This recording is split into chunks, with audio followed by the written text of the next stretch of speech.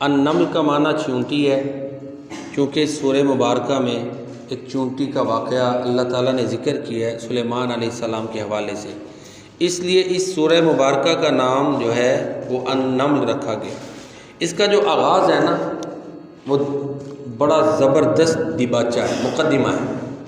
پہلے قرآن کریم کی صداقت ہے، پھر لوگوں کا رویہ بیان کیا گیا کہ جو لوگ تو نماز پڑھتے ہیں وہ کامیاب ہیں، اور کچھ لوگ وہ جو ہیں جن کی خواہشات نے ان کو اندھا کیا ہوا ہے وہ اس سے بھاگتے ہیں، اور ساتھ ہی پھر ان کا برا انجام کہ ان کے لیے تباہی ہے۔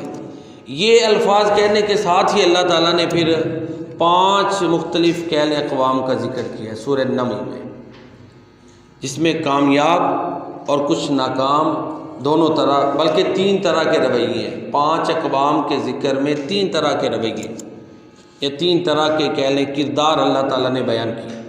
ایک تو سلیمان علیہ السلام اور داؤد علیہ السلام ہے، انہی کا سب سے پہلے، بلکہ اس سے پہلے موسیٰ علیہ السلام کا واقعہ ہے۔ موسیٰ علیہ السلام کا واقعہ، ساتھ ہی قوم جو صالح ان کا واقعہ، اور قوم لوط، یہ تباہ شدہ 3 قوموں کا جو ہے نا واقعات بیان ہوا سورہ نمل میں۔ تو یہ وہ لوگ ہیں جو اللہ کی تعلیمات، رسولوں کی تعلیمات کو نہیں مانتے تو تباہ ہو جاتے ہیں۔ یہ واقعہ سنانے کا مقصد یہ تھا کہ قریش مکہ درست ہو جائے۔ 3 یہ واقعات ہیں، ایک سلیمان علیہ السلام اور داؤد علیہ السلام کا واقعہ کہ اللہ نے اتنی بڑی بادشاہت دی لیکن وہ اللہ کے شکر گزار تھے، فرما بردار تھے۔ وَلَقَدْ آتَيْنَا دَاوُودَ وَسُلَيْمَانَ عِلْمًا وَقَالَ الْحَمْدُ لِلَّهِ الَّذِي فَضَّلَنَا عَلَىٰ كَثِيرٍ مِّنْ عِبَادِهِ الْمُؤْمِنِينَ۔ وہ اللہ کی تعریفیں کرتے تھے کہ اللہ نے ہمیں اپنے بہت سے مومن بندوں میں فضیلت دی ہے۔ پھر سلیمان علیہ السلام کا کہ وہ جا رہے تھے اپنے لشکر میں تو انہوں نے ایک چونٹی کی آواز سنی، تو اس نے یہ اعلان کیا کہ اپنی بلوں میں گھس جاؤ، ایسا نہ ہو کہ سلیمان علیہ السلام کا لشکر تمہیں رون ڈالے۔ تو قالت نملۃ یا ایھا النمل ادخلوا مساکنکم لا یحطمنکم سلیمان وجنودہ وہم لا یشعرون۔ سلیمان علیہ السلام نے اس کی آواز سن لی اور پھر وہ مسکرائے اس کی بات سے، اور پھر اللہ کا شکر ادا کیا۔ وہاں پہ اپنی تعریفیں نہیں کی کہ لو نا میرے پاس تو علم ہے نا، ہم تو جان لیتے، جیسے ہمارے ادھر ہوتا ہے، اپنی تعریفوں کے پل باندھتے ہیں، پھر اگلی کئی نسلیں شروع ہو جاتی ہیں، اور حقیقتیں اللہ کو ہی پتہ ہے۔ دیکھیں سلیمان علیہ السلام نے جب یہ معجزہ اللہ تعالیٰ نے صادر کروایا، آج تک بھی آپ دیکھ لیں چونٹی کی زبان سمجھنے کا بھی کوئی آلہ نہیں ہے۔ اور کیا کہا؟ رب اوزعنی ان اشکر نعمتک التی انعمت علی وعلی والدی۔ یا اللہ جو آپ نے میرے اوپر، میرے والدین پہ انعامات کیے، مجھے توفیق دے میں ان کا شکر ادا کروں۔ وادخلنی برحمتک فی عبادک الصالحین، اور میں نیک اعمال کروں اور مجھے اپنی رحمت سے اپنے نیک بندوں میں شامل فرما لینا۔ اس کے علاوہ اور بھی واقعات مفسرین نے لکھے ہیں کہ سلیمان علیہ السلام کے دور میں بارش نہیں ہو رہی تھی، تو سلیمان علیہ السلام بارش کی دعا کے لیے نکلے تو چونٹی کو دیکھا کہ وہ اللہ کی بارگاہ میں دعا کر رہی ہے، تو سلیمان علیہ السلام نے کہا کہ اس کی دعا سے ہی بارش ہو جائے گی، تو ہوئی۔ پھر ظاہر انبیاء کے معاملات وحی کے ہوتے ہیں، تو وہ چونٹی والا واقعہ مفسرین نے تفسیر میں لکھا ہے، قرآن میں تو نہیں۔ سلیمان علیہ السلام یہ چونٹیوں کی، انسیکٹس، حشرات الارض کی، پرندوں کی، ان کی بولیاں سمجھتے تھے، اللہ نے ان کو یہ چیز عطا کی تھی، اور انہوں نے کہا علمنا منطق الطیر واوتینا من کل شیء، قرآن ہے۔ تو چنانچہ وہاں بھی دیکھیں کہ اس چونٹی نے اللہ تعالیٰ سے مانگا ہے، صحیح ہے جی۔ تو یہی تعلیمات ہیں، سب اللہ سے ہی مانگتے ہیں، اور انبیاء بھیجے اس لیے جاتے ہیں کہ وہ لوگوں کے دروں سے چھڑا کے ایک در کے ساتھ جوڑیں۔ پھر اس کے بعد سلیمان علیہ السلام کا اور ہدہد کا واقعہ ہے کہ ہدہد جب اس کو سلیمان علیہ السلام نے غائب پایا تو وہ ریزن بیان کر کے نہیں گیا تھا، آپ نے اکٹھا کیا نا سب پرندوں کو، وہ ریزن نہیں بیان کر کے گیا، ایسے ہی غائب تھا۔ تو سلیمان علیہ السلام نے غصے کا اظہار کیا اور کہا کہ یا تو کوئی اپنا سبب بیان کرے گا، نہیں تو اس کو میں سزا دوں گا۔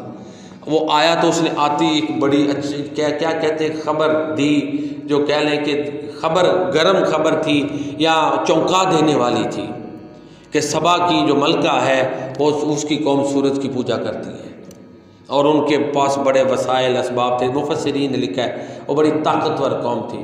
سلیمان علیہ السلام نے پھر کہا کہ ہم تمہاری اس خبر کی ویریفائی کریں گے، تصدیق کریں گے، ٹھیک ہے نا جی۔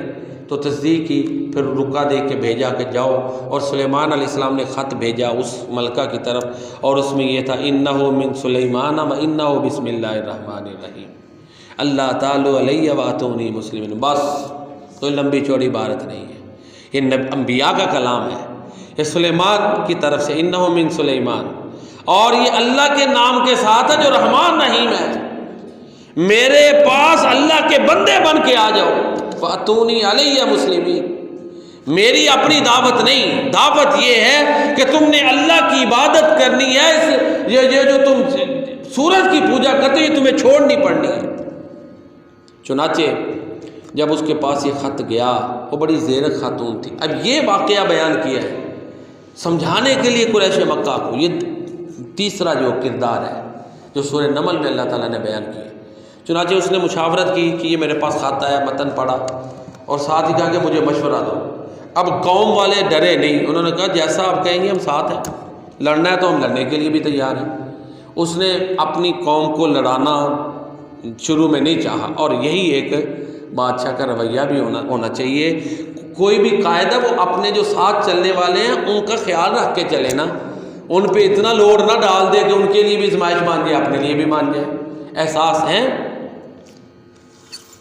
تو بہرحال اس نے پھر ایک دنیا کے لحاظ سے تجربہ کیا کہ اس نے کہا چلو مال دے کے بھیجتے ہیں، اور اپنا بھیجا قاصد بھی جو پرکھے کہ وہ لوگ کیا ریئیکٹ کرتے ہیں۔ سلیمان علیہ السلام کے پاس آیا، وہ تحفے لے کے آیا، انہوں نے کہا لے جاؤ، میرے رب نے مجھے جو دیا ہے وہ اس سے بہتر ہے۔ فما آتانی اللہ خیر مما آتاکم، تم میری مال سے مدد کرتے ہو، جو اللہ نے مجھے دیا ہے اس سے بہتر ہے۔ بل انتم بہدیتکم تفرحون، جاؤ اپنے یہ تحفے لے جاؤ، تم ہی خوش رہو۔ فلناتینہم بجنود لا قبل لہم بہا، ایسے لشکر لاؤں گا تم سامنا نہیں کر پاؤ گے۔ ظاہر ہے اس نے تحقیقات کروائی ہوں گی، وہ جو ملکہ تھی اس نے بھی اپنی ساری تحقیقات کی ہوں گی کہ سلیمان کی سلطنت کیسی ہے، کیا معاملات ہے، اس تک خبریں ہوں گی پہنچی۔ ایسے تو نہیں نا کوئی فرما بردار بن کے اپنا دین بدل کے آ جاتا، یہ سارے معاملات ہوئے ہوں گے جو قرآن نے ذکر نہیں کیے۔ اب قرآن نے سلیمان علیہ السلام کا وہ معجزہ ذکر کیا، انہوں نے کہا ہاں بھائی کون اس کا تخت لائے گا؟ وہ ایک جن نے کہا کہ جی میں جتنی دیر آپ بیٹھتے ہیں یعنی کچھ وقت کافی لگے گا، کچھ نے کہا تقریباً 8 گھنٹے کا دورانی ہے، جو 12 میں لے آؤں گا۔ سلیمان علیہ السلام نے اس سے بھی جلدی کا مطالبہ کیا، تو ایک شخص جس کے پاس علم تھا کتاب کا، قال الذی عندہ علم من الکتاب، اب وہ کون تھا؟ کوئی کہتے ہیں وہ بھی رسول تھے، کوئی کہتے ہیں فرشتہ ہے، کوئی کہتے ہیں ان کے امتی ہیں، کچھ کہتے ہیں سلیمان، 4 تفسیریں ہیں۔ بہرحال سلیمان علیہ السلام کے حوالے سے تو متن جو ہے وہ بتاتا ہے کہ ان کا نہیں بنتا، باقی 3 کے امکانات ہیں۔ وہ پھر آنکھ چپکنے کے برابر تخت لے آیا، ٹھیک ہے جی۔ تو اس کے پاس کون سا علم تھا وہ آگے ٹرانسفر نہیں ہوا۔ اب ہمارے برے صغیر میں آپ کو پتہ ہے پیری مریدی بڑی ہوتی ہے، تو یہ دعوے بڑے ہیں جی، لے کے آتے ہیں، تو پھر دعویٰ کرتے ہیں تو لائیں نا کوئی، تاکہ یہ غیر مسلم اتنے چائنا والے کافر ہیں، فلاں فلاں تبلیغ ہو۔ دیکھیں اگر کوئی ہمارا اللہ کا ولی یہ کام کرے تو ہم تو اللہ کا شکر ادا کریں گے کہ کوئی کرامت ظاہر ہوئی ہے، اسلام کی سچائی ہے، غیر مسلم اسلام میں داخل ہو۔ زیادہ تر تو آپ کو پتہ ہے ہمارے ادھر فراڈ پکڑے جاتے ہیں، کبھی کسی نے بیٹری پیچھے لگائی ہوتی ہے اور لوگوں کو کرنٹ ڈالتا ہے، جھٹکا پیر بنا ہوتا ہے، کبھی کسی نے انڈوں کو مختلف تیزابوں میں ڈالتے ہیں، سرکوں میں ڈالتے ہیں، ان کے اندر رنگ بھرتے ہیں اور اپنی کرامات کے طور پہ ظاہر کرتے ہیں، کبھی اوپر قبر بنائی ہوتی ہے، نیچے کمرہ ہوتا ہے، وہ سارے سامنے آ رہی ہیں چیزیں۔ پیچھے کیا ہے؟ کاروباری معاملات بڑے ہیں، بڑھا چڑھا کے بیان کی جاتی ہیں چیزیں، یہ معاملات زیادہ ہیں۔ اور آپ کو پتہ ہے آج بھی آپ دیکھ لیں جن کے یہ حالات ہیں وہ بڑی جلدی ان کے پاس یہ چیزیں معاملات ہوتی ہیں۔ تو بہرحال کرامات پر حق ہے، قرآن میں ذکر ہوئی، یہ نبی ہے تو ان کا معجزہ ہے، اگر ولی ہے تو ان کی کرامت، فرشتے ہیں تو ٹھیک ہے، تینوں امکانات ہیں نا اس شخص کے بارے میں۔ تو بہرحال ایسے ہوا، ادھر سے وہ آ گئی ملکہ سبا بھی، تو اسے سلیمان علیہ السلام نے کہا کہ اس کو ذرا بدل دو، بدل دیا گیا۔ اس کے سامنے جب پیش کیا تو اس نے کہا لگتا تو میرا ہی تخت ہے یہ۔ پھر ایک محل تھا، اس کے نیچے پانی، اوپر شیشہ تھا، تو وہ جب اوپر داخل ہونے لگی نا تو اس نے تھوڑا سا پانی کا احساس تھا نا، تو ایسے کپڑوں کو سمیٹا کہ پانی، انہوں نے کہا کہ نہیں نیچے، سمجھایا یہ کہ تم دھوکہ کھا گئے ہو، پروف یہ کیا کہ تم بھی جو سورج کی پوجا کر رہی ہو تم اسی طرح دھوکہ کھا گئی، اس کی غلطی یہاں سے ثابت کی تو بہرحال وہ سارے فرمانبردار بن گئے۔ تو یہ سلیمان علیہ السلام کا واقعہ، اور یہ کفار مکہ کو اس لیے سنایا گیا کہ دیکھو وہ فوراً مان گئی تھی، جو نہیں مانے تین تباہ ہو گئے۔ اور تمہارے پاس کیا دولت ہے، کیا اقتدار ہے؟ سلیمان علیہ السلام کو تو اللہ نے اتنا کچھ دیا، وہ اللہ کے شکر گزار بندے تھے۔ تو یہ دو الگ واقعات ذکر کر کے اللہ تعالیٰ نے پھر جو ہے نا وہ ذکر بیان کیا۔ اور اس کے بعد پھر اللہ اکبر، سورہ نمل میں 20ویں پارے کا آغاز ہے، کمال توحید ہے جی، پورا رکوع توحید پر ہے۔ سٹارٹ ادھر سے، ایک آیت پچھلی ہے، قل الحمدللہ، کہہ دو ساری تعریفیں اللہ کے لیے، وسلام علی عبادہ الذین اصطفیٰ، اس کے ان بندوں پہ سلام جن کو اس نے چن لیا۔ اب اللہ نے نبیوں پہ بھی سلام بھیجا ہے۔ اللہ خیر اما یشرکون، کیا اللہ بہتر ہے یہ جن کو یہ اللہ کے برابر ٹھہراتے ہیں؟ بھلا آسمان و زمین کو کس نے پیدا کیا؟ کہ اللہ کے علاوہ کوئی اور ہے؟ یہ نہروں کا، یہ دریاؤں کا، یہ پانیوں کا نظام کون ہے جس نے جاری کیا؟ کہ اللہ کے علاوہ کوئی ہے؟ نہیں ہے۔ کون ہے جو لاچار کی پکار کو سنتا ہے؟ یہ اگلی آیات کا ترجمہ ہے، امن خلق السماوات والارض۔ چونکہ پھر بات لمبی ہو جائے گی، میں صرف تلخیص پیش کر رہا ہوں، تھوڑی آج بات لمبی ہو گئی، لیکن سورہ نمل میں اللہ تعالیٰ نے بڑی حقیقتیں بیان کی ہیں۔ اللہ اکبر۔ اس کے بعد پھر اچانک جو اصل موضوع پھر دوسرا، توحید سمجھا دی ان کو، پہلے واقعات سنا کے سمجھایا، پھر آخرت کی طرف کہ یہ ماننے کے لیے کیوں نہیں تیار ہوتے، اس لیے کہ یہ آخرت کو نہیں مانتے۔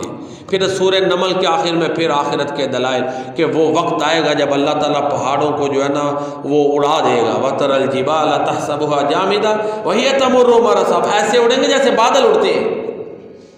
جو نیک عمل لائے گا وہ اس دن خدشات سے محفوظ ہوگا۔ من جاء بالحسنۃ فلہ خیر منها ومن جاء بالسیئۃ فلا یجزی الذین عملوا السیئات الا ما كانوا یعملون۔ تو جو برائیاں لائیں گے ان کو ان کے مطابق سزا ملے گی۔ اینڈ پہ پھر اللہ کی تعریف پر اختتام ہے۔ تو یہ سورہ نمل ہے جو مکی ہے، جس میں اللہ تعالیٰ نے اس انداز میں جو ہے وہ اپنی توحید بھی بیان کی، عقیدہ آخرت بھی بیان کیا، انبیاء کے واقعات بھی بیان کیے، تاکہ جو ہے نا لوگ اصلاح کریں۔ اللہ تعالیٰ ہمیں قرآن کریم پڑھنے، سمجھنے، اس پر عمل کرنے کی توفیق عطا فرمائے۔